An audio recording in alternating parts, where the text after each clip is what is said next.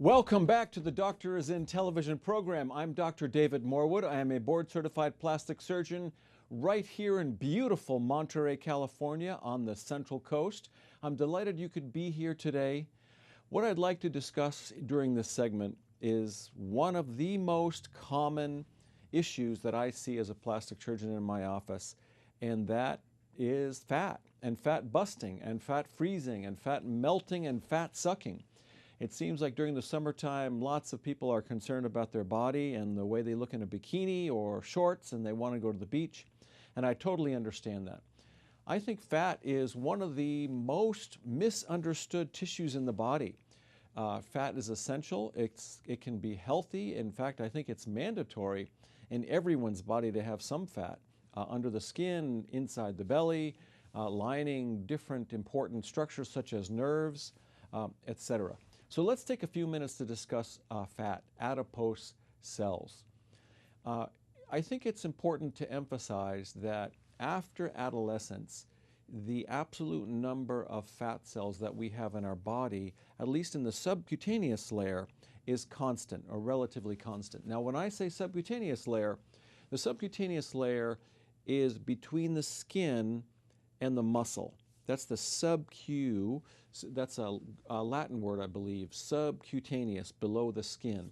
We've talked in the past that the skin essentially has two, for all intent and purposes, two layers. The epidermis is on top of the dermis. The truth is that the dermis has about 5 different layers: the papillary dermis, the reticular dermis, etc. The epidermis has different layers. There's the keratin layer, etc. But for intention purposes, it's the epidermis that we see on top of the dermis, and then there's a space in between the skin and the muscle, and that's the subcutaneous layer. Sometimes there's a layer of fascia in the belly, for example. That's Scarpa's fascia. It can be relatively strong, and after we do a tummy tuck or direct excision of skin and fat, it's important to repair that layer. Other times that fascia can be very wispy and almost invisible and not really holding any strength. But the subcutaneous fatty layer is between the skin that everyone can see, everyone knows what the skin is, and the muscular layer underneath. That's the subcutaneous layer. And most of the time when we talk about freezing fat or melting fat or sucking fat with liposuction, we're talking about that subcutaneous layer. Now, what about other fat? For example, inside the abdominal cavity. Now, when I talk about the abdominal cavity, I mean inside the peritoneum, inside the coelomic cavity. Now, the cavity inside the abdomen is that space that holds the digestive organs, like the stomach itself and the liver and the spleen and the small intestine and large intestine, etc. There's a very important fatty organ within the abdomen that's called the omentum. And in some people, that omentum, or fat, it's actually an organ, it's a fatty organ, can get very large and very significant. It can actually push the abdominal wall outwards, and it can make some people feel like they have a protruding abdomen. When I was a kid, I think that was termed a beer belly. There are other instances where people can get a very large omentum, but it does respond to your calorie intake. When people put on weight, the omentum can get larger. When they lose weight, the omentum can get smaller. But I think part of the important take-home message is when we talk about melting fat or freezing fat or suctioning fat, liposuction, and even for things like tummy tucks, we're not talking about going inside the abdomen, inside the abdominal cavity to remove the omentum or sculpt the omentum. We're talking about the subcutaneous layer that's between the skin and the fascia that covers the muscle. So, as I started to say, after adolescence, the absolute number of fat cells that we have is relatively constant. When we gain weight, the fat cells we have get larger. When we lose weight, the fat cells we have get smaller. That's not true for other tissues like muscle and bone. If we work out our muscles, the sarcomeres and the muscle cells, actually proliferate. We generate more muscular cells. Bone can respond by getting thicker, more osteoblasts, more osteoclasts are responsible for taking bone cells down. Osteoblasts build bone cells, but the bone cells can actually multiply, bone can get thicker. What happens with the fatty layer? As I said, as we gain weight, the absolute number of fat cells is relatively constant. Hence, the fat cells can get larger and they can get smaller as we gain weight and lose weight. Now, why do I take a moment to emphasize that point? Some people come into the office and they say to me, well, Dr. Morwood, does liposuction really work? They've heard that if you suck out fat cells from the belly, other fat cells in the body just react and get bigger. Well, if we remove some of the absolute number of fat cells, say from the belly or the chest or the sides or the love handles or the flanks or the saddlebags, etc., or the arms or underneath the chin, the submental area, if we remove fat cells with liposuction, those fat cells will never return to the body. However, what can happen is the remaining fat cells in other parts of the body or at that area where we did liposuction to, those fat cells can get larger and they can get smaller. And so let's just, for example, say we do liposuction of the saddlebags or the love handles or under the chin, and someone goes on to a fitness program and they lose a lot of weight and they tone up. Well, all the remaining fat cells in the body will get smaller. Let's say that person says to themselves, well, I had liposuction, now I don't have to work out and I don't have to pay attention to what I eat. I can eat whatever I want, and they gain weight. What happens is the fat cells that remain in their body at that specific site or in other areas of their body will get larger, and hence the girth and the size of their body will increase. But the absolute number of fat cells does not multiply when we gain weight. It's just that the fat cells that we have can grow larger and grow smaller as our caloric intake and our metabolic rate and the number of calories we burn as we work out or walk up the stairs, etc., changes. And there's a balance, of course. We store fat, we store energy, and we can run a deficit and lose energy and get rid of energy that's stored in the liver or in fat, etc. So why is that important to emphasize? As I've started to say, if we do liposuction and we remove fat cells, those fat cells are never going to return in an adult. But other fat cells that remain can get larger and they can get smaller. So liposuction works. We can remove fat cells. Now, what about things like cool sculpting and tummy tucks? I mentioned liposuction briefly. I want to return to that concept of body contouring because this is the summertime. A lot of people are interested in this. There are three essential ways or three essential categories how we do body contouring and how we affect the fat. The first way I've started to talk about, essentially that's called the closed approach. That's essentially liposuction, micro-liposculpture, lipoplasty, etc. That's where we make really small incisions, tiny access incisions to put in a cannula. It's a tube, and the tube can have many different sizes. There are some tubes that are really like a large needle, and we can suction fine or small amounts of fat. We can re-inject with those cannulas. There are also tubes that are quite large, almost the size of a small finger, say, the diameter, that really are robust, and we can remove lots of fat cells and other tissues such as an enlarged breast gland in a man, gynecomastia. We can suction a lot of that tissue out, molding and shaping and tailoring. So once again, the closed approach is where we plastic surgeons make very small incisions. We put in a cannula, that's a tube, and there are all different varieties of cannulas. But what I use almost exclusively are blunt-tipped cannulas. A blunt-tipped cannula means there's no sharp parts to it, or the tip certainly is not sharp. And what that does is it brushes away the vessels and the nerves, and it suctions out the fat cells. There are many little openings in the cannula, pretty much on the side. You can have a Mercedes cannula that has 3 little openings. I have a cannula that I call a cheese grater cannula that has about 20 or 30 openings.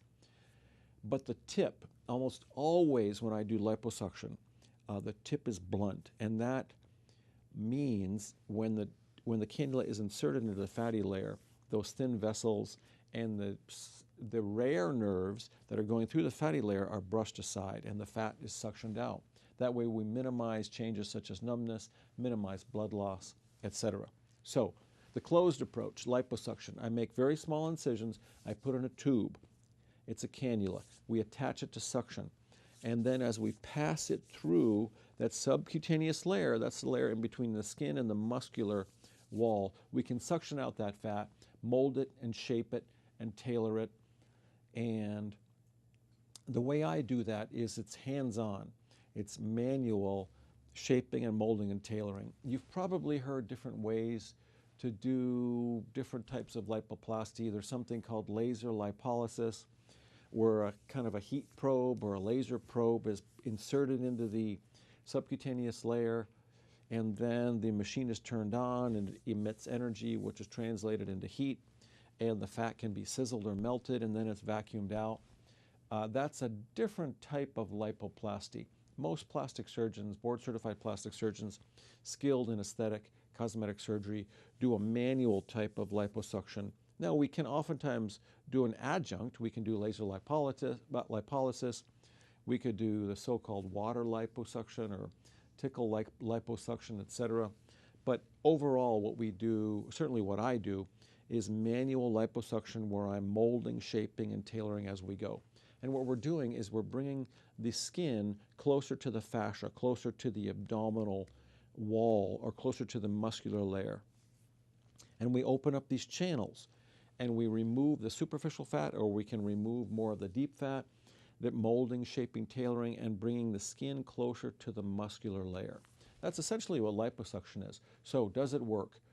It's very effective to remove lots of fat cells, and we can do that safely, predictably. We can do small areas under local anesthesia in the office. Medium amounts typically are done at the surgery center, and there are actually regulations. Under 1,500 cc's, we can do in the office. If it's between 1,500 cc's and 5,000 cc's, a bucket full, we do at the surgery center or outpatient surgery at the hospital on an outpatient basis. By that I mean in and out surgery. Over 5,000 cc's, in general, people will be observed for what we call 2359, that just under 24 hours. So, and those are regulations that we follow. So the advantages to liposuction or lipoplasty is that the axis incisions leave scars that are very tiny. It's almost like you have had a mole removed, or sometimes the scars can be hidden in a crease. And they're inconspicuous, like in the back of the armpit, or in the armpit, or just where the arm meets the axilla, in the waist area or groin area. We tend to disguise liposuction scars, or right into that submental crease under the chin, if we're going to vacuum fatty cells out from under the chin and the neck. So the scars are very small. We can remove lots of fat cells. The downside is we can't remove extra skin, and we can't tighten up muscles on the inside if need be. So the second category of fat treatment or fat busting or body contouring is what I call the open approach. That's where we make incisions and we remove big blocks of skin and fat. You've all heard probably of tummy tucks, abdominoplasty, thigh lifts, certain types of buttock lifts, upper arm lifts, brachioplasty. That's where we make incisions and we remove skin and we remove the fatty layer underneath. That gives us an opportunity to remove big blocks of skin and fat. It also gives us an opportunity to tighten up the muscular layer underneath if need be. For example, after pregnancy, in some women, the rectus muscles, which are the very strong muscles that go up and down, that creates the 4-pack look or the 6-pack look. Sometimes the fascia, that's the connective tissue that can be like a leather belt that's covering the muscles on both sides, actually underneath and on top. That fascia can be stretched out. And so even if you do 1,000 sit-ups in a day for weeks, that fascia oftentimes does not contract, does not spring back to its original length and width. Now, you can make the muscle stronger, but the fascia covering the muscles does not always go back to its original strength, go back to its original width and height. And so hence, when we do a tummy tuck, for example, we have an opportunity, once we remove a big block of skin and fat, to go onto that abdominal wall and we can shore it up. And I use stitches, very heavy stitches, oftentimes permanent sutures. I use a technique called figure of 8, where I can strengthen that abdominal wall. I can do something called reconstruction and correction of a rectus diastasis. Some of you will know, who have been pregnant, that space in between the rectus muscles, if it used to be tight, oftentimes it will get stretched out and there will be a little space in between the rectus muscles, and that is called rectus diastasis. It's not really a true hernia, but it's similar to a hernia. If around the belly button, for example, if around the umbilicus or in the groin toward the inguinal area, if the fascia gets so stretched out that tissue from inside is allowed to slip through, that's an actual hernia. And of course, hernias can happen all over the body. You can have a diaphragmatic hernia, you can have an inguinal hernia, umbilical hernia. There's something called a Spigelian hernia, where in between the muscles of the abdominal wall on the side, in between the rectus muscles or the external oblique or internal oblique, can actually stretch out, and intra-abdominal contents, part of the gut, like the intestine, can actually slip through there, or part of the omentum can slip through there. So when we do the open approach to body contouring, for example, tummy tuck, abdominoplasty, we can remove big blocks of skin and fat. The fat typically can be removed with liposuction, but if there's lots of redundant skin, if there's lots of extra skin that has been stretched out, the effective way to treat that is to remove that skin, and we can tighten up muscles on the inside if need be. Now, that all sounds great, but there must be some downside, because you've heard me say in the past, in all areas of life, and including plastic surgery, there's pros and cons to every decision you make. So the advantages to an open approach to body contouring, like a tummy tuck abdominoplasty, we get to remove lots of skin and fat in a big block. We can tighten up the muscles if need be. However, there typically is a long, permanent, visible scar. If someone has what we call a pannus, or an apron of skin and fat, and it's just extra tissue redundant, the best way to remove that is to cut it out. And we can cut it out, but that's an incision. And every time a plastic surgeon, even a plastic surgeon, makes an incision, it leaves a scar. So I tell people who will have an abdominoplasty or tummy tuck, you will have a different length scar depending on our approach. We can do a mini tummy tuck, we can do a standard tummy tuck, we can do an extended tummy tuck. There's even something called a belt lipectomy, where we go circumferentially around the trunk and we can remove a circular big block of skin and fat, tighten up muscles, etc. So it leaves a permanent visible scar. It's a bigger operation, takes a general anesthetic, whereby if we're just doing a small amount of liposuction, we can do that under local in the office. So oftentimes drains are required. We insert drains under the abdominal skin and fat because there's what we call a dead space we've opened up. Now, I would like to add that there's something called an advancing tension closure, advancing tension technique, abdominoplasty, whereby we sew the abdominal wall, or even glue, even use a tissue adhesive to put that skin and fat layer back down onto the abdominal wall. And hence, drains are not necessary, or we can use drains for a much shorter postoperative period. But again, an abdominoplasty or tummy tuck is a more complex, more involved, more complicated operation than, say, liposuction of the abdomen. And there are pros and cons for each indication. I hope you understand that. With liposuction, we can remove lots of With liposuction, we can remove lots of fat. We can't remove skin. The incisions are very small. Scars are very small. With an abdominoplasty or tummy tuck, we can remove a big swath, a big area of skin and fat, a big block, tighten up muscles on the inside if need be. However, there's a permanent visible scar. It's a bigger operation, and oftentimes drains are required. So I talked about the closed approach to fat busting, fat suctioning. I talked about cutting out skin and fat. Now, what about that third category? Freezing the fat, heating the fat, infrared. Well, if any of those external ways of busting fat or freezing fat, any of those methods with external devices work, it's a much more minimal effect, certainly. I think it's worth talking about one of those methods, and that is with cool sculpting or thermolipolysis, cryolipolysis. What is that process? Well, some researchers at Harvard actually determined that when fat cells are frozen or the temperature is lowered to a certain point, over the course of the next 4 months about, the subcutaneous fatty layer, we're talking about that layer of fatty between the skin and the muscular wall, that subcutaneous fatty layer, about 18 to 24% of that space, that subcutaneous fatty layer, is absorbed by the body in the ensuing 4 months. So 18 to 24% is something, certainly. It's more than nothing. It's not as profound as a tummy tuck. It's not as profound as liposuction. However, there's no anesthetic required. There are no incisions. The complications, I think, are rare. We have to do typically repeat treatments for different areas of the body. They can be repeated. There is something called rebound fibrosis, where inside the fatty layer there can be some hypertrophy and a type of scar within that fatty layer, and the treatment for that really is liposuction.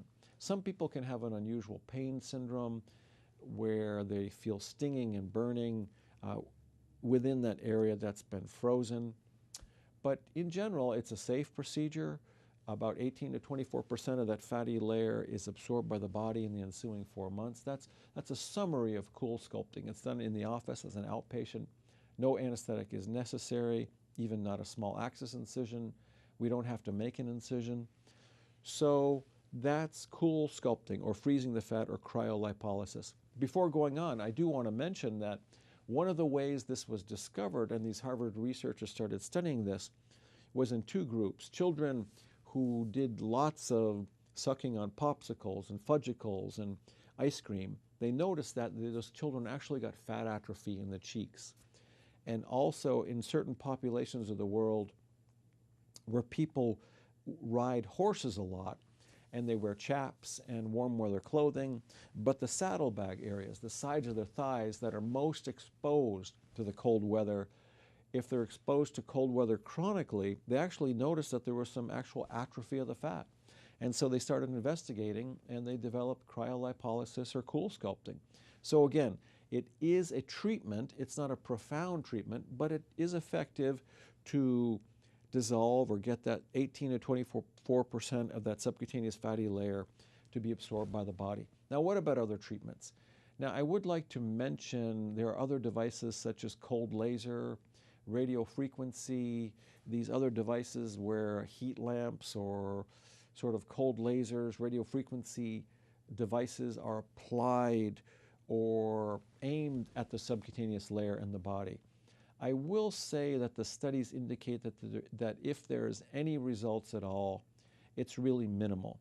I don't advocate the use. This is my opinion, of course. Everything I'm saying is my opinion. I don't advocate the use of those radio frequency devices or cold lasers or heat applicators, because the studies indicate, actually there are no scientific studies that indicate that the radio frequency of these external devices or cold lasers, when applied or aimed at the body, will really be effective to melting the fat cells. But we can say with some assurance that liposuction works because we can remove the fat cells by suctioning them out and molding and shaping and tailoring. We know that abdominoplasty or tummy tucks work, and those techniques work in different parts of the body. Upper arm tucks, suctioning. Well, I certainly mentioned lipoplasty or suctioning before. That's under the chin. Arm tucks, where we make incision to remove blocks of skin and fat. certain buttock lifts, certain thigh lifts. That predictably can remove blocks of skin and fat, but it also leaves scars. There is good scientific evidence for cold cryolipolysis, or cool sculpting, that will result in 18 to 24% of the subcutaneous fatty layer being absorbed by the body over the next 4 months. That works. However, radiofrequency or heat or cold laser, I think the evidence for that really is weak, and there's really no scientific evidence for that. If you hear my beeper going off, what that means is I'm an actual doctor. I'm not just a doctor on a television program. That's actually my beeper going off, and I see we're running overtime. So I am, once again, Dr. David Morwood. This is the Doctor is in television program. It's time for us to take a very brief pause for a very good cause. I hope you'll stay with me. If you want any more information on any of these ways to bust fat or melt fat or freeze fat, please call my office, 831-646-8661, or go to my website, drmorwood.com, drmorwood. We're going to take a very brief pause for a very good cause. It's scary making the decision to have reconstructive surgery, but it's so worth what you get out of it. I'm stress-free. I know I'm not going to get breast cancer. Everything is back to normal, and it really did not take long to bounce back. I have a sense of hope for other women that this surgery can help them to live normal lives. This year, more than 200,000 women in this country will be diagnosed with breast cancer. For many of them, a mastectomy or removal of the affected breast will be recommended as part of the cancer treatment. The idea of losing a breast for some women can be almost as difficult as being diagnosed with breast cancer. Modern breast reconstruction can help. The purpose of this presentation is to provide women with valuable information about the major issues in breast reconstruction. We'll have an opportunity to speak with women who chose different methods of reconstruction. We'll talk to experts in the field of breast cancer, and we'll let you know your options for breast reconstruction. I embraced the mastectomy and reconstruction procedure, and because of that, I had a terrific outcome, and it's changed my life in a positive way. For the thousands of women who will be diagnosed with breast cancer this year, we understand this is most likely a troubling and frustrating time. We hope this presentation's been valuable to you and will help you make some very difficult decisions that you're facing.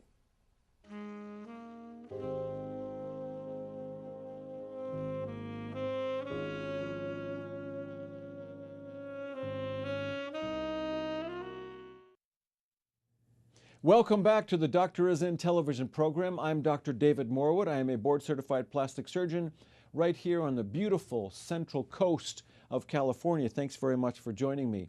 During this next segment, I'd like to discuss eyelid surgery. And as opposed to talking about purely cosmetic eyelid surgery, what I'd like to do is take a few minutes and talk about the so-called reconstructive eyelid surgery. When will a plastic surgeon or oculoplastic surgeon get involved with the eyelids, the eyebrows, upper lids, lower lids, and the insurance company that you may or may not have might cover some of this procedure.